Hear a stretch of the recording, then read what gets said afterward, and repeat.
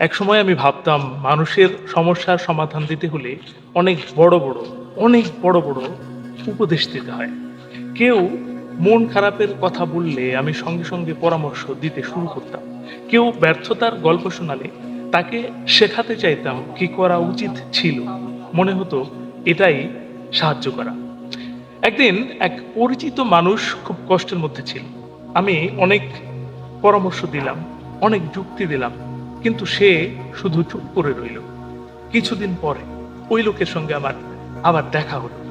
সে বলল, তোমার কথাগুলো খারাপ ছিল না, কিন্তু সেদিন আমার উপদেশ দরকার ছিল না, দরকার ছিল কেউ আমার গল্পটা মন দিয়ে শুনুক। কথাটা শুনে আমি একটু থমকে গিয়েছিলাম। তারপর থেকে আমি বদলানোর চেষ্টা করলাম। মানুষ যখন নিজের কথা বলতে চায় তখন সবসময় সমাধান না দিয়ে আগে শুনতে শুরু করলাম। আশ্চর্যের বিষয় হলো, অনেক মানুষ নিজের গল্প বলতে বলতেই নিজের সমস্যার সমাধান খুঁজে পেয়ে যায়।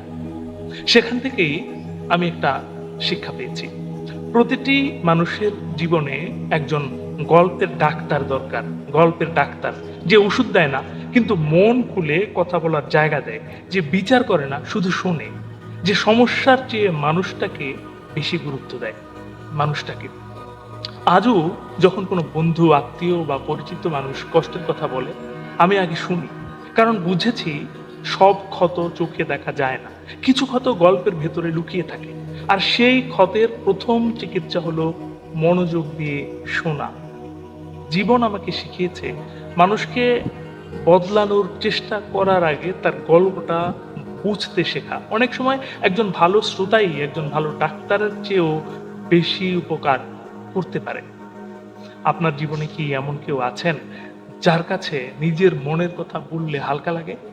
অথবা কখনো কি কারো গল্প মন দিয়ে শুনে তার জীবনের ইতিবাচক পরিবর্তন আনতে পেরেছেন? কমেন্টে আপনার অভিজ্ঞতা জানাতে পারেন।